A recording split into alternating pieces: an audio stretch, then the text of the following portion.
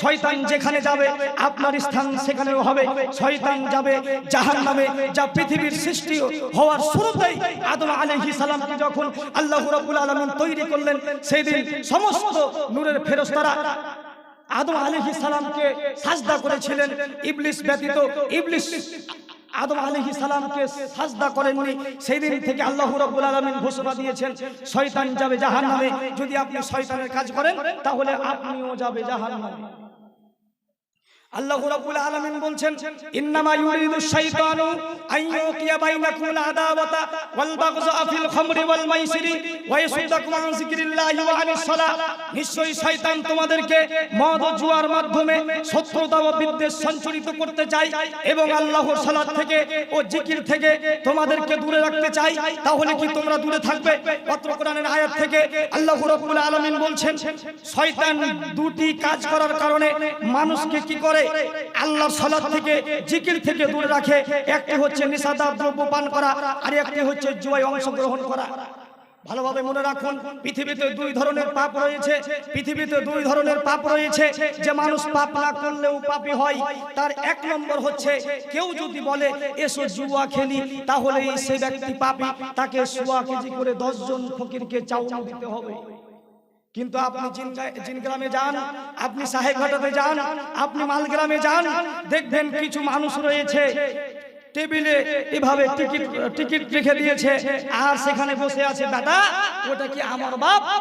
ওটা তো আপনার বাপ। সেই তো জুয়ায় মানুষকে জুয়া খেলাচ্ছে, সে তো জুয়া বিক্রি করছে। তাকে কে ঠেকাবে? সেটা তো আমার বাপ নয়। একজন মুসলমানের বাচ্চা কিভাবে এভাবে জুয়ায় অংশগ্রহণ করতে পারে? একজন মুসলমানের বাচ্চা কিভাবে টিকিট বিক্রি করতে পারে? একজন মুসলমানের সন্তান কিভাবে টিকিট বিক্রি করতে পারে?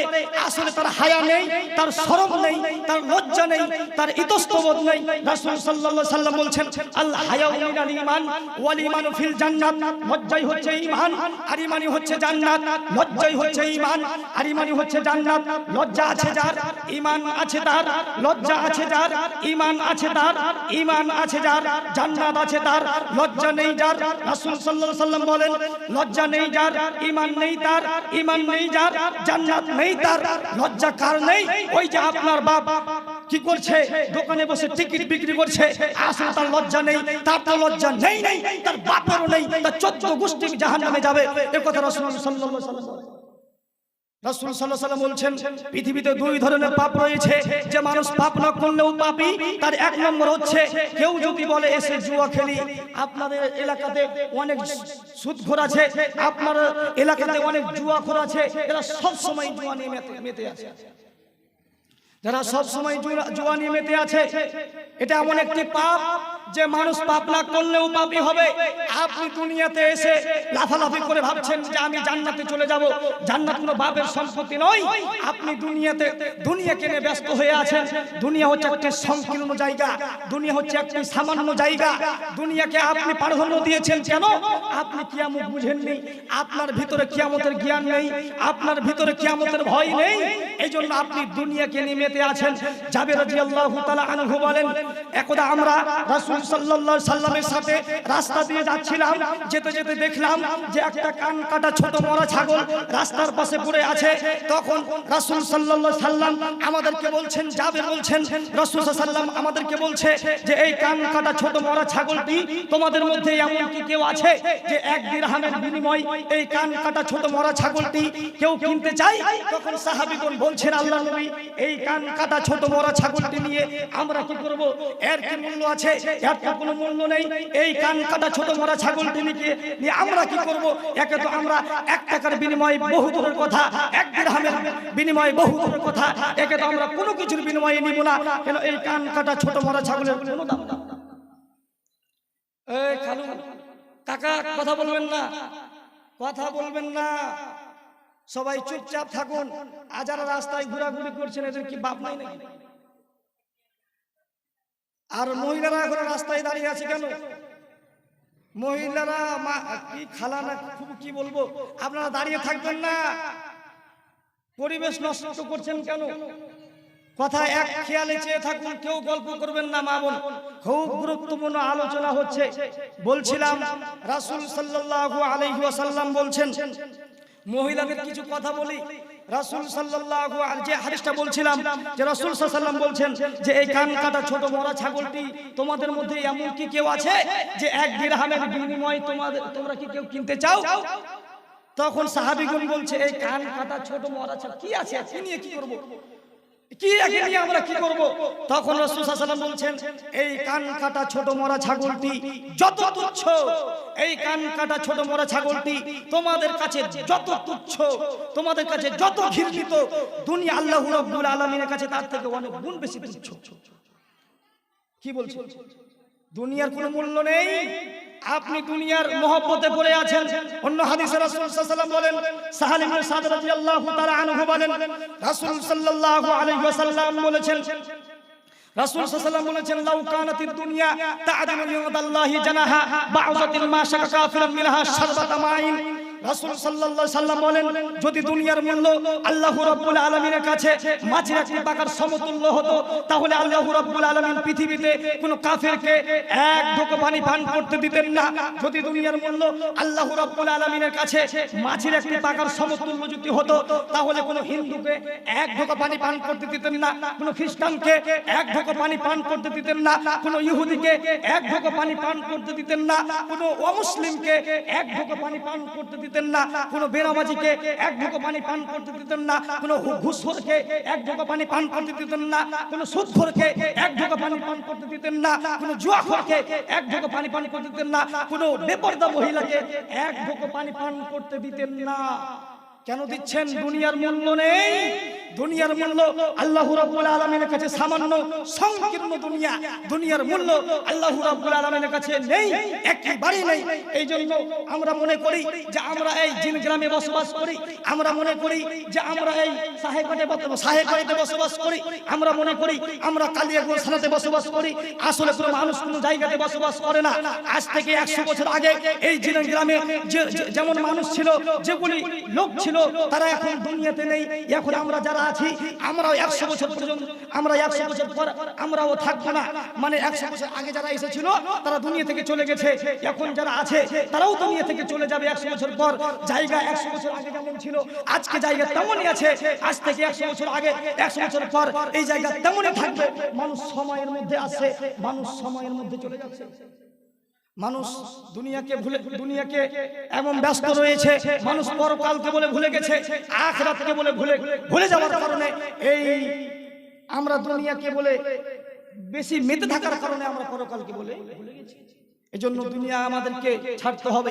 বলছিলাম রাসূল সাল্লাল্লাহু আলাইহি ওয়াসাল্লাম বলেন, পৃথিবীর মানুষ তোমরা শুনে রাখো, দুইটি পাপ রয়েছে যে মানুষ পাপ না করলেও পাপী। তার এক নম্বর হচ্ছে কেউ যদি বলে এসে জুয়া খেলি। দুই, আল্লাহ নবী বলছেন ওই মহিলা যেই স্বামী ব্যতীত অন্য কারো জন্য সাজগুজ করে রাস্তায় হাঁটলো, ওই মহিলা যে স্বামী ব্যতীত অন্য কারোর জন্য সে যে রাস্তায় হাঁটলো, সেই মহিলা হচ্ছে ব্যভিচারিণী, সেই মহিলা হচ্ছে ব্যভিচারিণী, সেই মহিলা হচ্ছে ব্যভিচারিণী। মহিলা ব্যভিচারী করেনি। স্বামী ব্যতীত যদি কোনো মহিলা, স্বামীকে বাদ দিয়ে যদি কোনো নারী, স্বামীকে বাদ দিয়ে যদি কোনো মেয়ে অন্য কোনো পুরুষের জন্য সেজে রাস্তায় ঘুরে, তাহলে আল্লাহ নবী বলছেন সেই মহিলা হচ্ছে ব্যভিচারিণী, সেই মহিলা হচ্ছে ব্যভিচারিণী, সেই মহিলা হচ্ছে ব্যভিচারিণী। তো যাই হোক, যেটা বলছিলাম, আপনারা কেউ যাবেন না। আমার পরে আরেকজন বিখ্যাত ভালো দামি ফেমাস বক্তা ইউটিউবে আছে, যিনি গুলন্দর থেকে, ইটাহাট থেকে এসেছেন।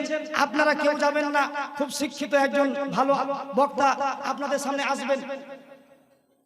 তো যাই হোক, যেটা বলছিলাম যে রাসূল সাল্লাল্লাহু আলাইহি সাল্লাম বলছেন ওই মহিলা যে স্বামী ব্যতীত অন্য কারোর জন্য সেই রাস্তায় হাঁটে, সেই মহিলা হচ্ছে ব্যভিচারিণী।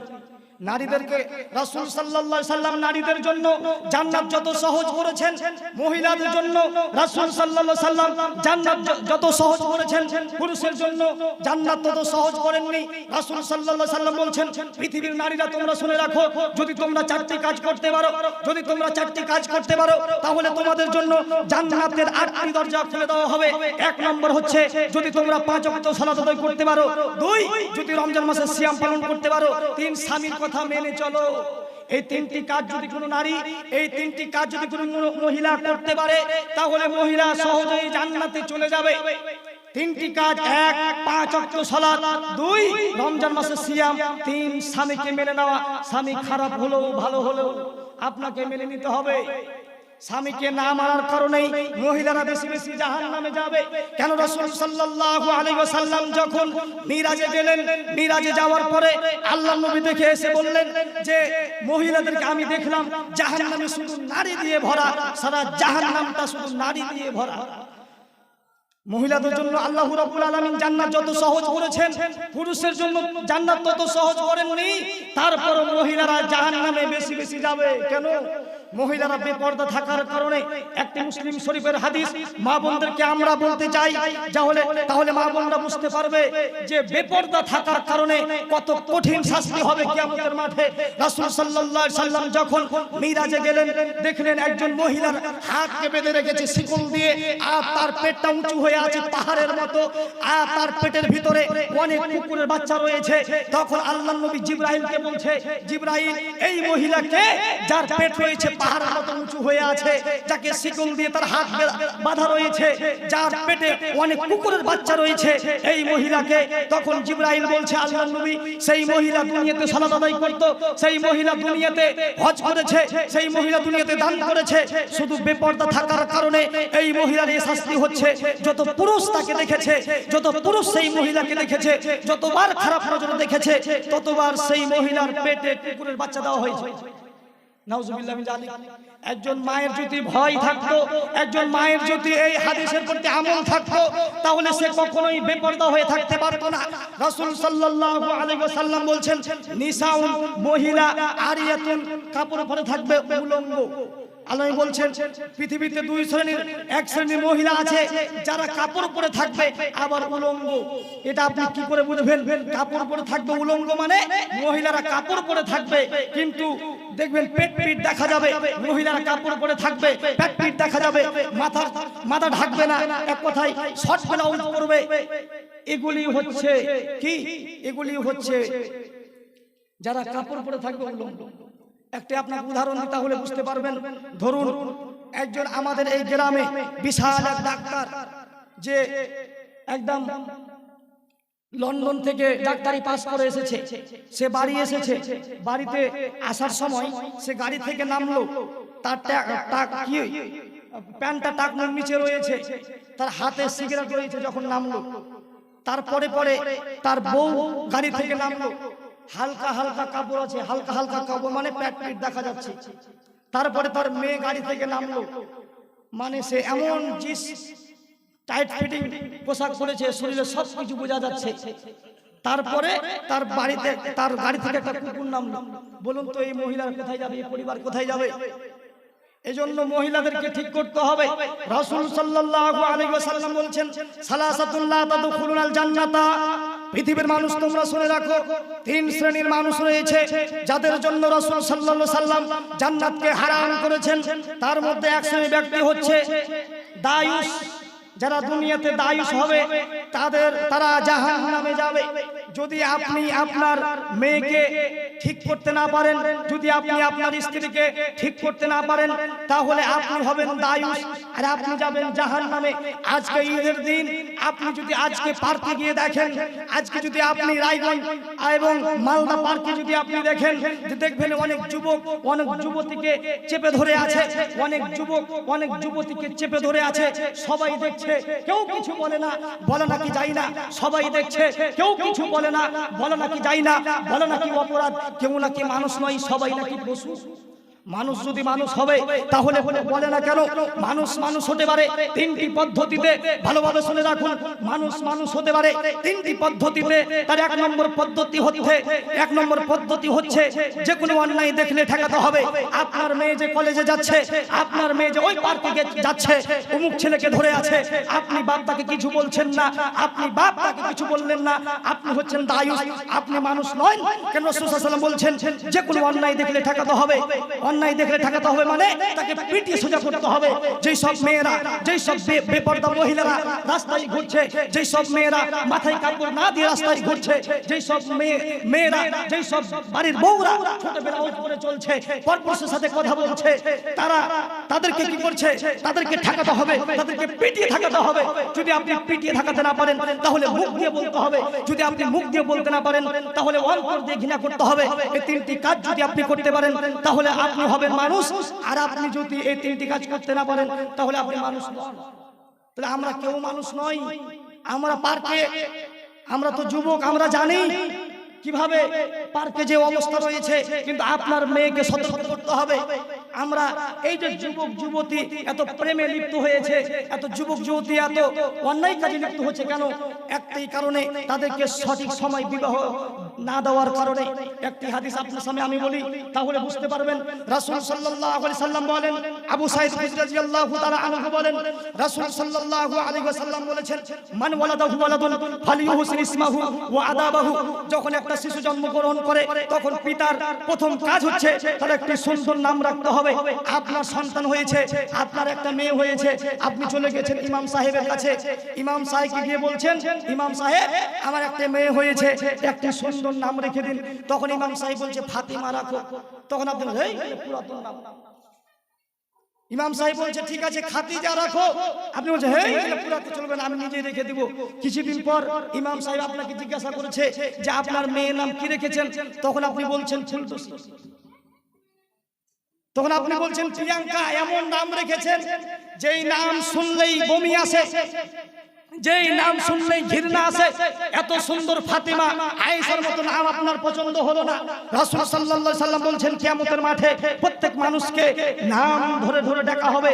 সেদিন যদি আপনার মেয়ের নাম প্রিয়াঙ্কা হয় তাহলে আপনার অবস্থা কি হবে? আপনাকে কান ধরে জাহান্নামে নিয়ে যাবে। কে বাবা নিজের মেয়ে হয়েছে সুন্দর নাম রাখতে পারোনি? তো কি করতে হবে? সুন্দর নাম রাখতে হবে। দুই, ওয়া আদাবাহু, তাকে শিষ্টাচার শিক্ষা দিতে হবে, তার শিরক থেকে মুক্ত করতে হবে, তাকে পাঁচ ওয়াক্ত সালাত আদায় করার জন্য আদেশ করতে হবে। বাপ কিভাবে বলবে? বাপ কিভাবে সন্তানকে সালাত আদায় করার জন্য বলবে? বাপ তো নিজেই নামাজ পড়ে না, বাপ তো নিজেই সালাত আদায় করে না, বাপ তো নিজেই শিরক বুঝে না, বাপ তো নিজেই বেদাত বুঝে না, সন্তানকে কি বুঝাবে? এজন্য রাসূল সাল্লাল্লাহু আলাইহি ওয়াসাল্লাম বলছেন যখন একটা শিশু দুনিয়াতে জন্মগ্রহণ করে তখন পিতার প্রথম কাজ হচ্ছে তার একটা সুন্দর নাম রাখতে হবে। বড় ভাই বসলেন না কি করবেন? বসলে বসেন না বাড়ি চলে যাবেন? দাঁড়িয়ে থাকতে হবে না, আমি দাঁড়িয়ে থাকতে দেব না, বুঝবেন না? ছোট ভাই বসেন বসেন। তো বলছিলাম যে রাসূল সাল্লাল্লাহু আলাইহি ওয়াসাল্লাম বলছেন এভাবে যে একজন মহিলা এভাবে নাম একটু সুন্দর রাখতে হবে, তারপরে আদব কায়দা শিক্ষা দিতে হবে। তারপরে আল্লাহ জোরালো কণ্ঠে বলছে ফাইদা বালাগা ফালাম ইউজাওয়াজাহু ওয়া ইন বালাগা ফালাম ইউজাওয়াজাহু ফাসাবা ইসমান ফাইন্নামা ইসমু আলা আবিহি। রাসূল সাল্লাল্লাহু আলাইহি ওয়াসাল্লাম সারা পৃথিবীর মানুষকে বলছেন, হে পৃথিবীর মানুষগণ তোমরা শুনে রাখো, যদি তোমাদের সন্তানের বিবাহের বয়স হয়ে যায় তাহলে তোমরা তোমাদের সন্তানদেরকে বিবাহ দিয়ে দাও। আল্লাহ নবী বলছেন যদি আপনার সন্তানের বিবাহের বয়স হয়ে যায়, যদি আপনার মেয়ের বিবাহের বয়স হয়ে যায়, যদি আপনার ছেলের বিবাহ বয়স হয়ে যায়, আর যদি আপনি আপনার সন্তানের বিবাহ না দেন, যদি আপনি আপনার মেয়ের বিবাহ না দেন, যদি আপনি আপনার ছেলের বিবাহ না দেন, আর সেই অবস্থায় যদি আপনার মেয়ে জেনা করে, সে অবস্থায় যদি আপনার ছেলে জেনা করে, সে অবস্থায় যদি আপনার মেয়ে অন্য কোনো ছেলের সাথে কথা বলে, তাহলে যত পাপ করবে সমস্ত পাপ তার বাপের হবে। এখন শিক্ষিত মানুষ যাদের ভিতরে বিবেক রয়েছে, যাদের ভিতরে জ্ঞান রয়েছে, যে যেই সন্তান আমাকে দুনিয়াতে ভাগ দিবে না, আজকে আপনি আপনার সন্তানের বিবাহ দেন, কালকে আপনাকে আর মানবে না। এখনই বাপকে মানছে না, বাপকে কেউ পরোয়া করছে না। যেই সন্তান আপনাকে দুনিয়াতে ভাগ দিবে না, যেই সন্তান আপনাকে দুনিয়াতে খেতে দেবে না, সেই সন্তানের পাপ আপনি নিজের ঘাড়ে নেবেন কেন? সেই সন্তানের পাপ আপনি নিজের ঘাড়ে নেবেন কেন? এজন্য কি করতে হবে? সন্তানের বয়স হয়ে গেলে বিবাহ দিয়ে দিতে হবে। এটাই হচ্ছে বাপের কর্তব্য। বলছিলাম সমাজে জেনা ব্যভিচার বাড়ার একটাই কারণ হচ্ছে সন্তানদেরকে সঠিকভাবে বিবাহ না দেওয়া, আর মা বোনদের পর্দা না থাকার কারণে এভাবেই কি হচ্ছে? জেনা ব্যভিচার বৃদ্ধি পাচ্ছে। রাসূল সাল্লাল্লাহু আলাইহি ওয়াসাল্লাম পৃথিবীর তিন শ্রেণী মানুষকে হত্যা করতে বলেছেন। রাসূল সাল্লাল্লাহু আলাইহি ওয়াসাল্লাম তিন শ্রেণী মানুষকে হত্যা করতে বলেছেন, যাদেরকে হত্যা করতে হবে, যাদেরকে ফাঁসি দিয়ে দিতে হবে। এক, যদি কেউ আমাকে হত্যা করে তাহলে আমার পিতা মাতা তাকে হত্যা করে নেবে, এর নাম হচ্ছে কিসাস। দুই, কেউ যদি বলে আমি কোরআন মানি না, আমি কোরআনকে অস্বীকার করলাম, আমি ইসলাম ধর্ম ত্যাগ করলাম, তাহলে তাকে হত্যা করতে হবে। তিন, বিবাহ করার পরে যারা জেনা করেছে তাদেরকে হত্যা করতে হবে। রাসূল সাল্লাল্লাহু আলাইহি ওয়াসাল্লাম বলেন, পৃথিবীর মানুষ তোমরা শুনে রাখো, দুই শ্রেণীর ব্যক্তি বেঁচে যাবে, এক শ্রেণীর ব্যক্তি বাঁচবে না। দুই শ্রেণীর ব্যক্তি বেঁচে যাবে মানে কেউ যদি আমাকে হত্যা করে তাহলে আমার পিতামাতা তাকে হত্যা করে নেবে, কিন্তু তার বাঁচার উপায় আছে। আমার পিতামাতা যদি বলে ঠিক আছে তুমি হত্যা করেছো, তুমি আমার ছেলেকে মেরে ফেলেছো, আমি তোমাকে মারলাম না, আমি তোমাকে ছেড়ে দিলাম, তাহলে আপনি বেঁচে যাবেন। দুই, কেউ যদি কোরআন অস্বীকার করে, ইসলাম ধর্ম ত্যাগ করে, তাহলে তাকে হত্যা করতে হবে, কিন্তু তারও বাঁচার পথ আছে। সে যদি বলে আচ্ছা আমি ভুল করেছি, আমি আর ইসলাম ধর্ম ত্যাগ করলাম না, আমি কোরআনকে মেনে নিলাম, আমি ভুল স্বীকার করলাম, এই কথা যদি বলে তাহলে কি করতে হবে? তাকে ছেড়ে দিতে হবে, তার বাঁচার উপায় আছে। কিন্তু পৃথিবীতে এমন এক শ্রেণীর মানুষ রয়েছে, পৃথিবীতে এমন এক শ্রেণীর পাপী রয়েছে যাদেরকে হত্যা করতে হবে। বিবাহ করার পরে যারা জেনা করেছে তাদের পৃথিবীতে বাঁচার কোনো পথ নেই। এই দেশের হাজারো দুলা ভাইকে ইট ঢেল পাথর মেরে হত্যা করতে হবে। যারা নিজের স্বামী থাকার পরও, যারা এই দেশের হাজারো দুলাভাইকে ইট ঢেল পাথর মেরে হত্যা করতে হবে, যারা নিজের স্ত্রী থাকার পরও সেরিকার সাথে জেনায় লিপ্ত হয়েছে, তাদের পৃথিবীতে বাঁচার কোনো পথ নেই। এই দেশের হাজারো ভাবিকে ইট ঢেল পাথর মেরে হত্যা করতে হবে। কারণ নিজের স্বামী থাকার পরও যারা দেবরের সাথে জেনায় লিপ্ত হয়েছে, তাদের পৃথিবীতে বাঁচার কোনো পথ নেই। কেন? একজন মহিলা এসে আল্লাহ নবীকে বলছেন, তাহির ইয়া রাসূলুল্লাহ, আল্লাহ নবী আপনি আমাকে পবিত্র করুন। তখন রাসূল সাল্লাল্লাহু আলাইহি ওয়াসাল্লাম বলছেন, ইরজি, তুমি বাড়ি ফিরে যাও, আস্তাগফিরুল্লাহ ওয়া আতুবু ইলাইহি, তুমি আল্লাহর কাছে ক্ষমা চাও, তওবা করো, আল্লাহ তোমার পাপ ক্ষমা করে দিবে। মহিলা বলছেন, আল্লাহ নবী, বাইজিদ ইবনে মালিককে আপনি যেভাবে ফেরত পাঠিয়েছিলেন, আপনি কি আমাকে সেভাবে ফেরত পাঠাতে যাচ্ছেন? দেখতে পাচ্ছেন না আমার পেট উঁচু হয়েছে, আমার পেটে অবৈধ সন্তান রয়েছে, আপনি আমার বিচার করে দিন। রাসূল সাল্লাল্লাহু আলাইহি ওয়াসাল্লাম সেই মহিলার দৃশ্য দেখে বললেন, ঠিক আছে তুমি বাড়ি চলে যাও, যেই দিন এই সন্তান দুনিয়াতে প্রসাব নেবে সেই দিন তুমি আমার কাছে আসবে, আমি তোমার বিচার করে দিব। রাসূলুল্লাহর কথা শুনে সেই মহিলা বাড়ি চলে গেলেন। 1 বছর পর 10 মাস 10 দিন পর যখন সেই মহিলার গর্ভ হয়েছে, সন্তান জন্ম নিয়েছে, সেই সন্তানকে নিয়ে এসে আল্লাহর নবীর সামনে হাজির হয়ে বলছেন, এই দেখুন আল্লাহর নবী, আমার সন্তান প্রসব হয়েছে, আপনি আমার বিচার করে দিন। তখন রাসূল সাল্লাল্লাহু আলাইহি ওয়াসাল্লাম সেই দৃশ্য দেখে বললেন, যাও তুমি বাড়ি ফিরে যাও, যদি এই সন্তান দুধ ছাড়বে, যেদিন ওই তোমার সন্তান খাদ্য খেতে পারবে সেদিন তুমি আমার কাছে আসবে, আমি তোমার বিচার করে দিব। আল্লাহর নবীর কথা শুনে সেই মহিলা বাড়ি চলে গেলেন। 2 বছর 2.5 বছর পর যখন দুধ খাওয়া বন্ধ করেছে, খাদ্য খেতে পারছে, সেই সন্তানের হাতে এক টুকরা রুটি ছিল, সেই রুটি সঙ্গে করে নিয়ে, সেই সন্তানকে সঙ্গে করে নিয়ে রাসূল সাল্লাল্লাহু আলাইহি ওয়াসাল্লামের সামনে হাজির হয়ে সেই মহিলা বলছে, এই দেখুন আল্লাহর নবী, আমার সন্তান খাদ্য খেতে পারে, আপনি আমার বিচার করে দিন। তখন আল্লাহর নবী একজন সাহাবীকে ডাকলেন আর বললেন, সাহাবী, তুমি এই সন্তানকে লালন পালন করো। তারপরে আল্লাহর নবী একটু জোরালো কণ্ঠে বলছে, সাহাবীগণ তোমরা কি করো, সেই মহিলাকে মাঠে নিয়ে যাও, সেই মহিলাকে ফাঁকা জায়গাতে নিয়ে যাও, বুক পর্যন্ত গর্ত খনন করো, তাকে পুঁতে দাও, আর চারদিক থেকে ইট ঢেল পাথর মেরে তাকে হত্যা করো। সাহাবীগণ বললেন, আমরা রাসূলুল্লাহর কথা শুনে সেই মহিলাকে ফাঁকা জায়গাতে নিয়ে গেলাম, তাকে বুক পর্যন্ত পুঁতে দিলাম, আর চারদিক থেকে ইট ঢেল পাথর মারতে আমরা আরম্ভ করলাম। খালিদ বিন ওয়ালিদ বলেন, আমি একটা পাথর সেই মহিলার মুখের উপরে মারলাম, সেই মহিলার মুখ থেকে রক্ত ছিটে এসে আমার শরীরে লাগলো, আমি তাকে গালি দিয়ে বসলাম, আমি বললাম, ছি ছি, একজন জেনাকারীর মহিলার রক্ত আমার শরীরে লাগলো, একজন খারাপ মহিলার রক্ত আমার শরীরে লাগলো, একজন নোংরা মহিলার রক্ত আমার শরীরে লাগলো। যখন এই কথা খালিদ বলেছেন, পিছন দিক থেকে আল্লাহ নবী খালিদকে বলছে, খালিদ তুমি ওই মহিলাকে গালি দিও না, খালিদ তুমি ওই মহিলাকে গালি দিও না। কেন? এই মহিলা এত তওবা করেছে, এই মহিলা এত ক্ষমা ভিক্ষা চেয়েছে, এই মহিলা তওবা করেছে যে এর থেকেও যদি বড় পাপী এরকম পাপ করে, এর থেকেও যদি বড় পাপী ক্ষমা চাই, তাহলে আল্লাহ রাব্বুল আলামিন তার পাপ ক্ষমা করে দিবে। সেই মহিলা তো তওবা করেছে, সেই মহিলা তো ক্ষমা ভিক্ষা চেয়েছে, সেই মহিলা তো তওবা করেছে। তারপরও আল্লাহর নবী বললেন না যাও তোমার পাপ ক্ষমা হয়ে গেছে। বিবাহ করার পরে যারা জিনা করছে তাদের পৃথিবীতে বাঁচার কোনো পথ নেই। কিন্তু আপনি দেখুন যারা বিবাহ করার পরে অনেক কেউ অন্য মেয়ের সাথে কথা বলছে, অনেক পরে ক্রিয়া করছে, এজন্য আমাদেরকে সতর্ক হতে হবে। খাস করে মহিলাদেরকে স্বামীর কথা মানতে হবে। যদি আপনি স্বামীর কথা অমান্য করেন তাহলে জান্নাত হবে না। যদি আপনি স্বামীর কথা অমান্য করেন তাহলে জান্নাত হবে না। বলছিলাম 3 শ্রেণীর মহিলা কখনোই জান্নাতে যাবে না। 3 শ্রেণীর মানুষ রয়েছে যারা কখনোই জান্নাতে যাবে না। 1, যারা দায়ুস তারা জান্নাতে যাবে না। 2, ওয়ারাজলাতু মিনান নিসায়ে, পুরুষের বেশধারী নারী জান্নাতে যাবে না। যেই সব মেয়ে পুরুষের পোশাক, যেই সব মেয়ে পুরুষের জুতা, যেই সব মেয়ে পুরুষের চাল চলনকে ধারণ করে, যেই সব মেয়ে সামনের চুল ছোট করে দেয়, যেই সব মেয়ে ওড়না না দিয়ে রাস্তায় হাঁটে, সেই সব মহিলা জান্নাতে যাবে না, যাবে না। সেই সব মহিলা জান্নাতে যাবে না, যাবে না। জান্নাতের সুগন্ধিও পাবে না। যেই জান্নাতের সুগন্ধি পাওয়া যায় 100 বছরের দূরত্ব থেকে একটি ঘোড়াকে যদি ছেড়ে দেওয়া হয় জান্নাত থেকে, তাহলে একটি ঘোড়া 100 বছর পর্যন্ত যত দূর যাবে তত দূর পর্যন্ত কি হবে? জান্নাতের সেন্ট যায়, জান্নাতের খুশবু যায়। সেই সব বেহায়া মেয়েরা, সেই সব খারাপ মহিলারা, সেই সব নোংরা মহিলারা যারা পুরুষের বেশ ধারণ করবে তারা জান্নাতে যাবে না, যাবে না। জান্নাতের সেনও পাবে না। 3, মুদমিনুল খাম, নিয়মিত নেশাদার দ্রব্য পান করবে যারা, তারা জান্নাতে যাবে না। মা বোনেরা আপনারা উঠাউঠি করছেন কেন? উঠাউঠি করিয়েন না। আরেকজন বক্তা আছে, বসে থাকুন। বলছিলাম নেশাদার দ্রব্য পান করা হচ্ছে মহা অন্যায়, মহা পাপ। আরেকটি মা বোনদেরকে হাদিস বলে দিয়ে স্বামীর সম্পর্কে। রাসূল সাল্লাল্লাহু আলাইহি ওয়াসাল্লামের একজন মেয়ে ছিল, যার নাম হচ্ছে ফাতিমা। বিয়ে হয়েছিল আলী রাদিয়াল্লাহু তাআলা আনহুর সাথে।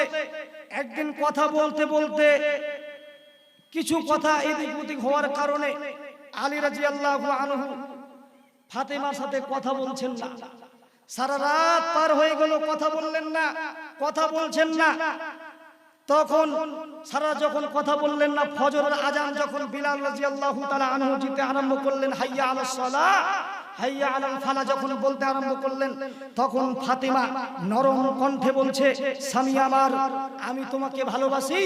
আপনি সারা রাত আপনি আমার সাথে কথা বলেননি, এখন আজান দিয়ে দিয়েছে, আপনি আমাকে সালাত আদায় করার, নামাজ পড়ার অনুমতি দিন।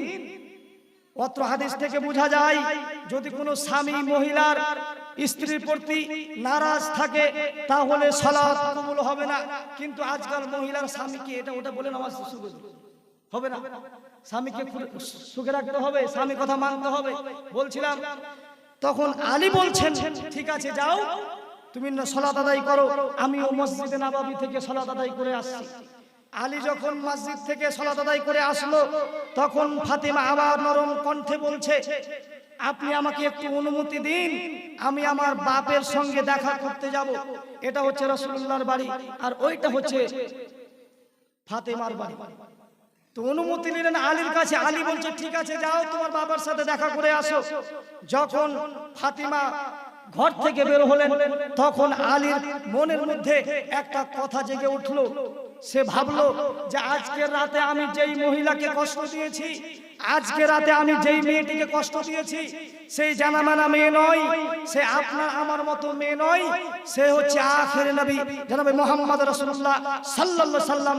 সে হচ্ছে সারা পৃথিবীর সবথেকে শ্রেষ্ঠ মানুষ, শ্রেষ্ঠ রাসূল।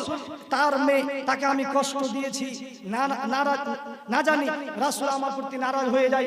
এই জন্য আলীও বের হয়ে গেলেন যে আল্লাহ নবী কি বলছে আমি তা শুনবো। এই জন্য যখন বের হয়ে গেলেন, ফাতিমা যখন রাসূলুল্লাহর বাড়িতে ঢুকলেন, তখন ফাতিমার মন খারাপ। আল্লাহর নবী বলছেন, ফাতিমা কেন তোমার মন খারাপ, কেন মন খারাপ করে আছো? তখন বলছে যে আব্বাজান, আপনার স্বামী আমাকে আজ সারা রাত কথা বলেননি, এজন্য মন খারাপ। আর আলী কিন্তু কানে কানে শুনছে।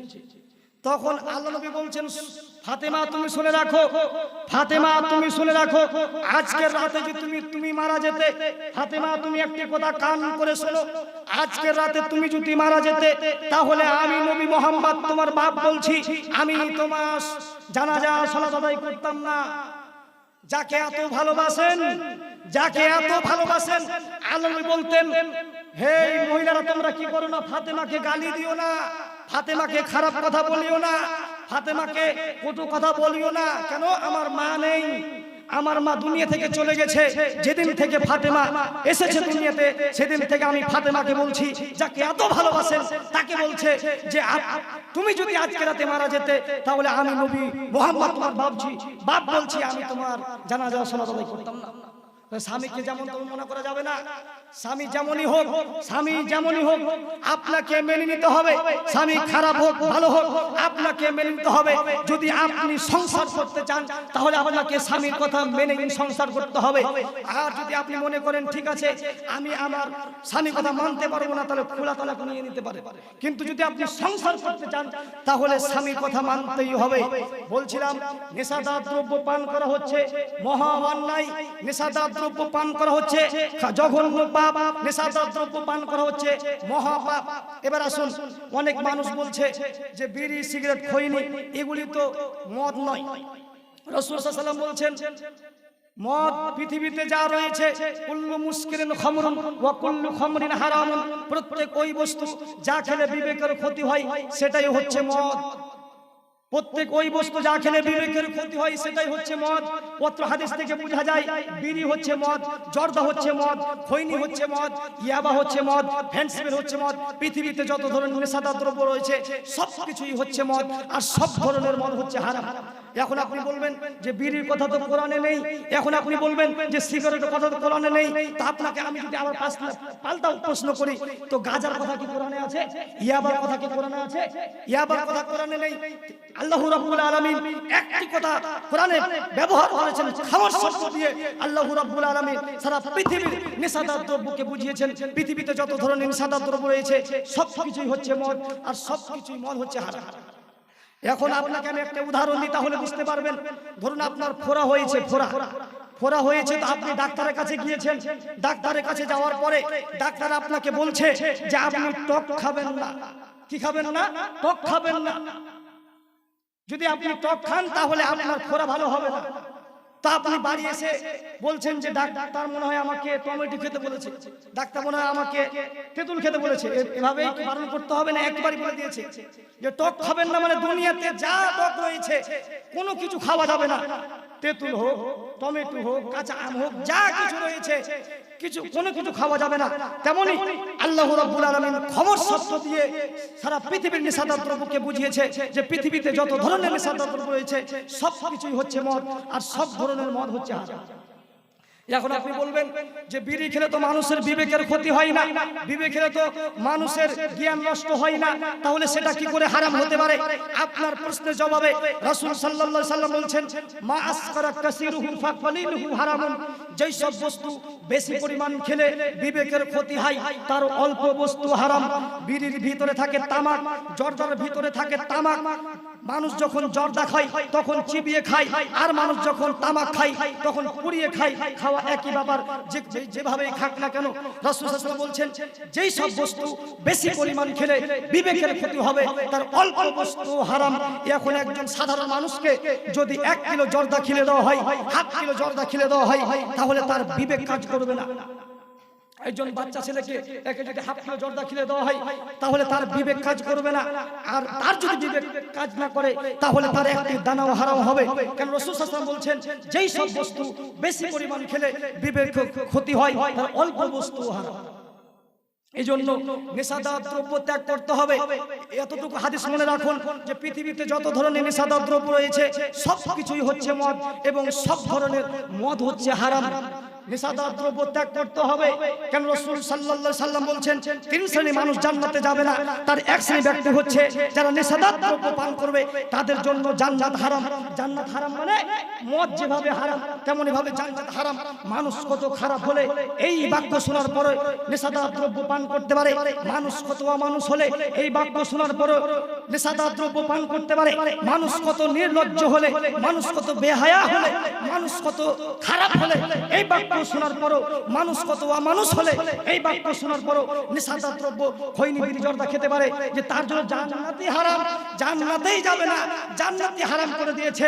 যেই নবী যেই রাসূলের একটি বাক্য মানার কারণে লক্ষ টাকা খরচা করে আপনি হজ করেছেন, যেই রাসূলের একটি কথা মানার কারণে আপনি 30 দিন সিয়াম রেখেছেন না খেয়ে, যেই রাসূলের একটি কথা শোনার কারণে দুনিয়াতে আমরা 5 ওয়াক্ত সালাত আদায় করছি, যেই রাসূলের একটি কথা শোনার কারণে আমরা ফজরে এত কষ্ট করে ঘুম ভেঙে আমরা কি করছি 5 ওয়াক্ত সালাত আদায় করছি।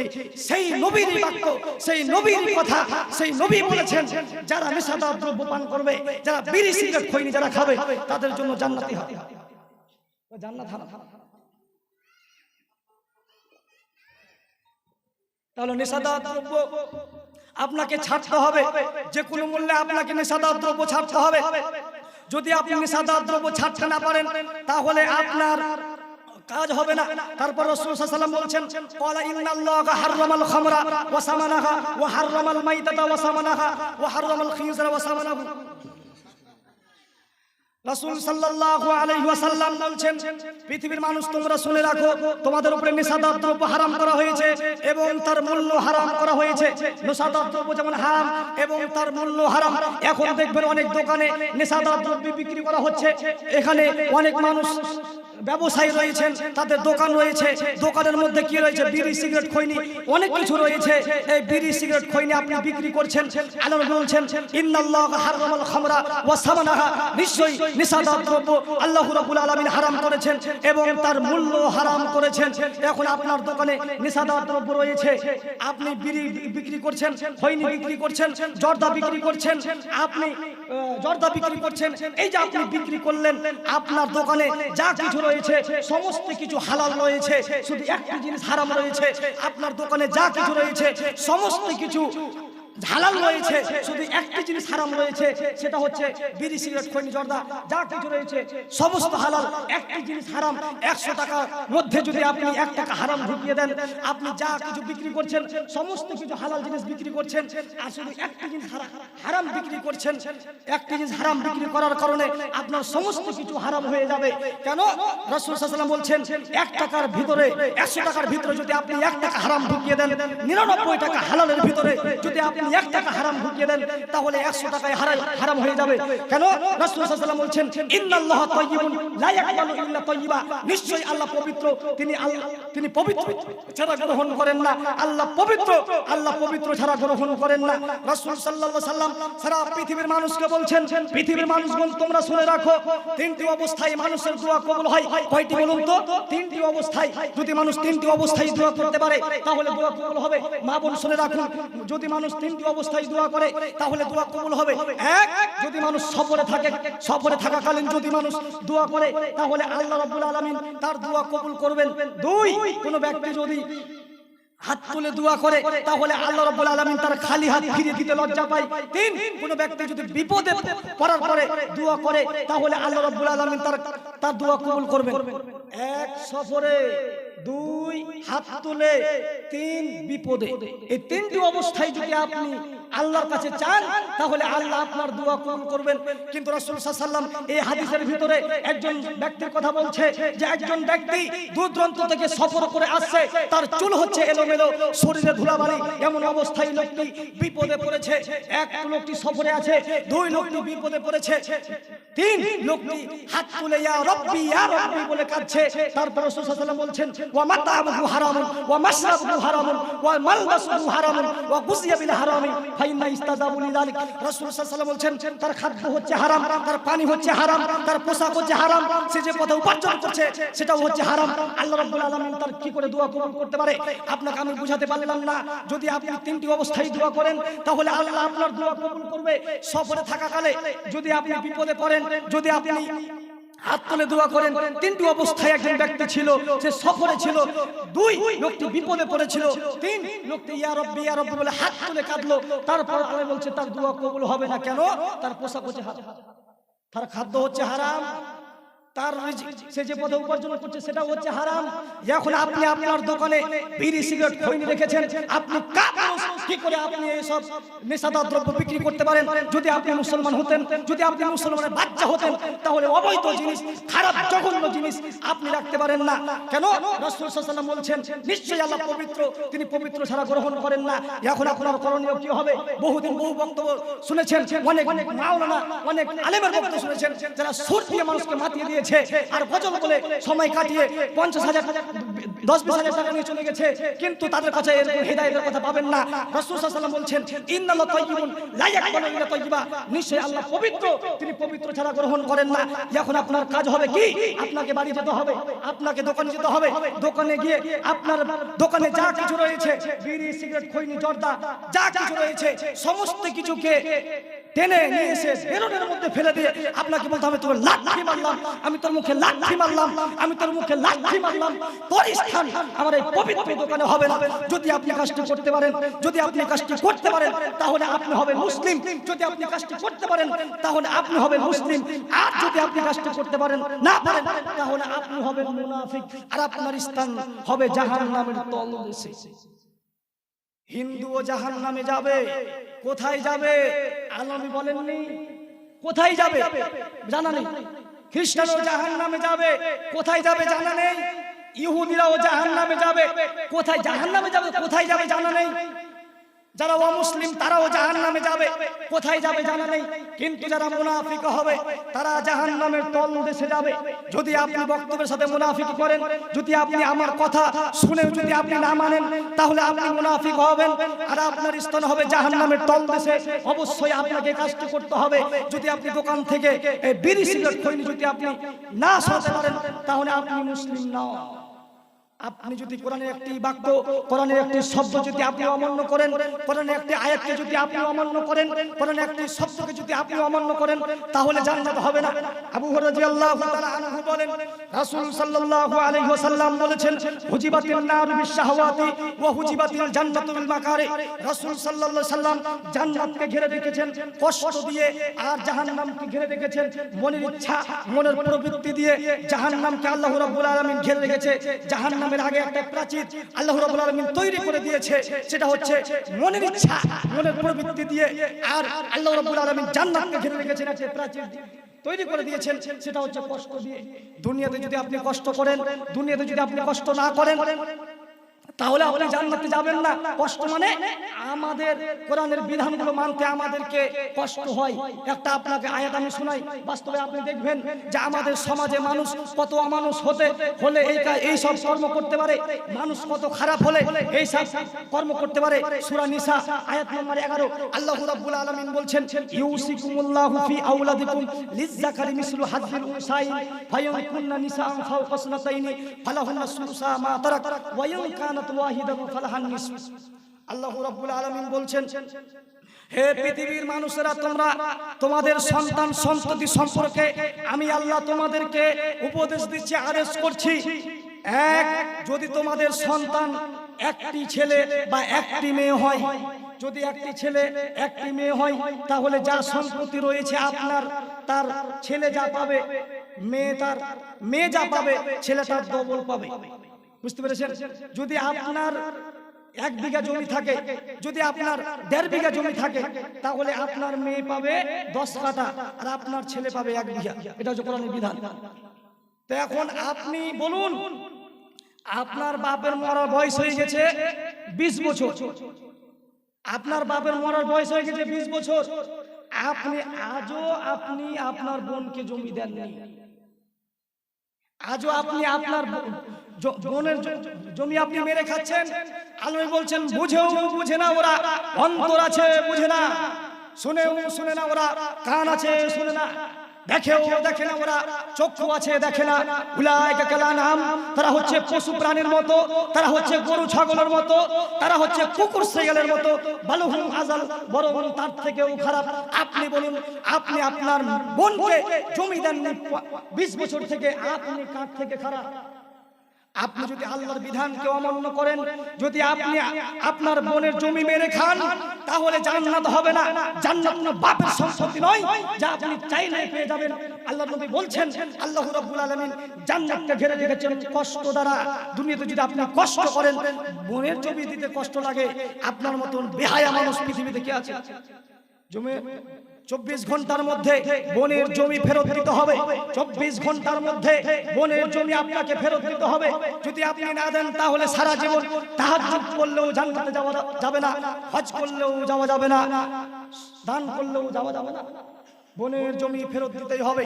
তারপর আল্লাহ তাআলা বলছেন, পৃথিবীর মানুষ তোমরা শুনে রাখো, যদি কারো 2 এর অধিক মেয়ে হয়, যদি কোনো মানুষের 3 এর অধিক মেয়ে হয়, 2 এর অধিক মেয়ে হয়, যা সম্পত্তি রয়েছে, ছেলে নেই, শুধু 2 এর অধিক অনেক মেয়ে, 4টা 5টা 6টা 7টা 10টা যা মেয়ে রয়েছে, যা সম্পত্তি রয়েছে, সমস্ত সম্পত্তি 3 ভাগ হবে।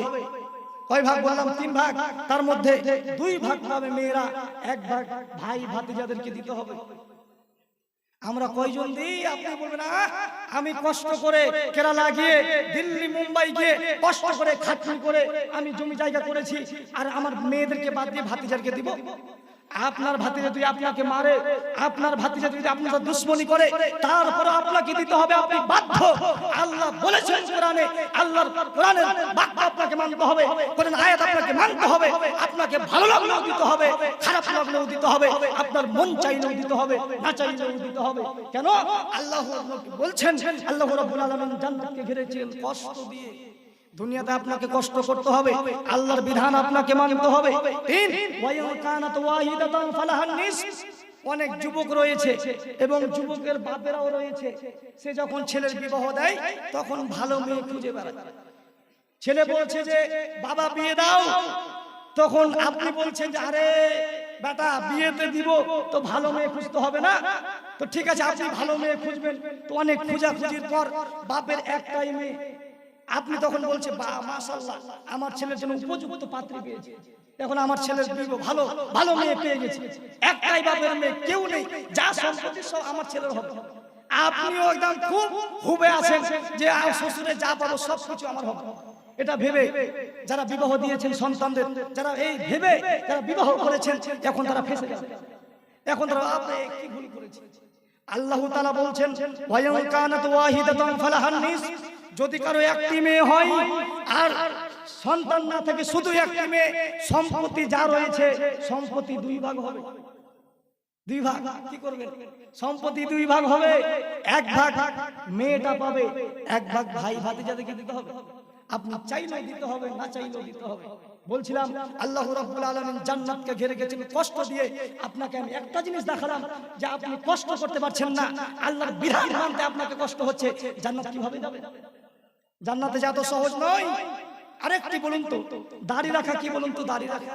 দাড়ি রাখা সুন্নাত, ফরজ না ওয়াজিব? বলেন দেখি।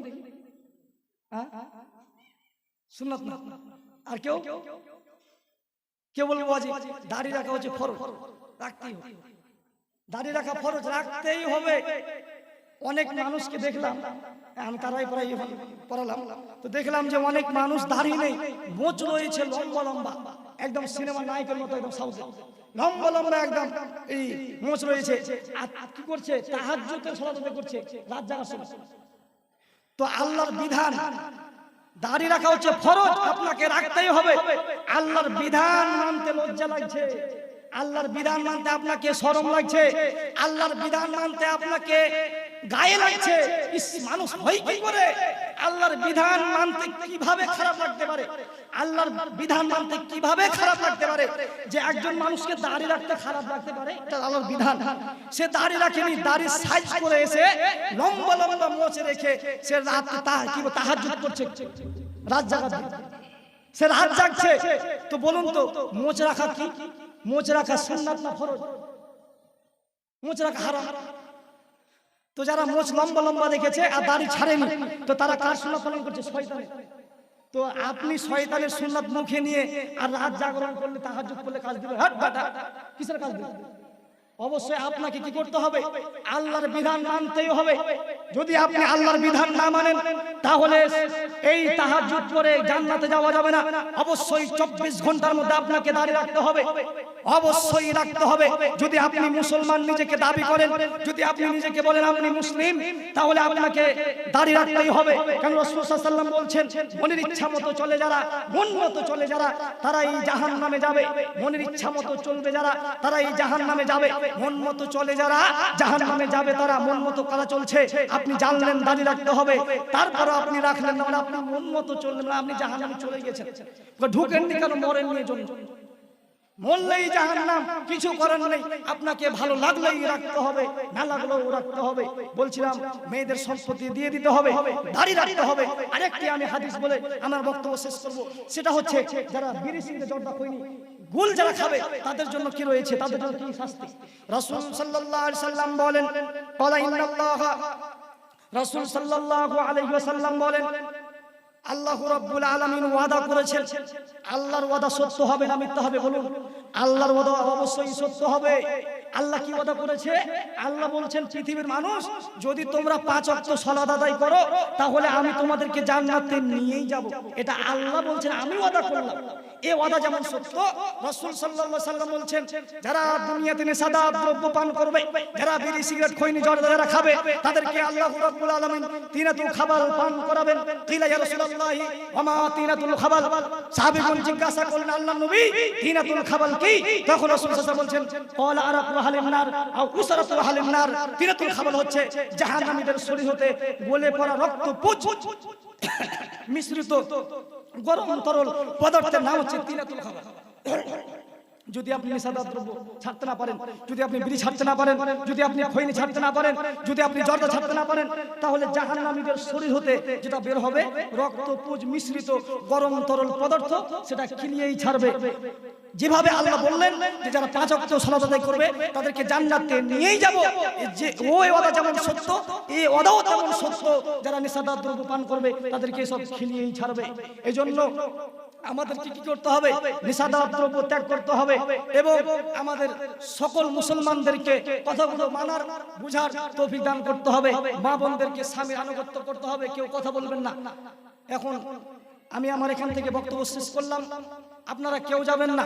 আমার এই ভাই অনেক জায়গাতে প্রোগ্রাম করেছে, কমপক্ষে এবছর 20টা প্রোগ্রাম করল।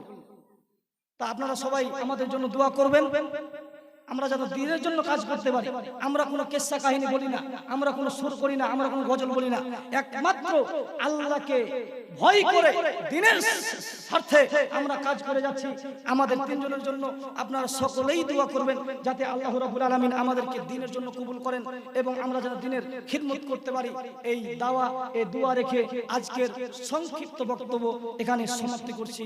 আসসালামু আলাইকুম ওয়া রাহমাতুল্লাহি ওয়া বারাকাতুহু।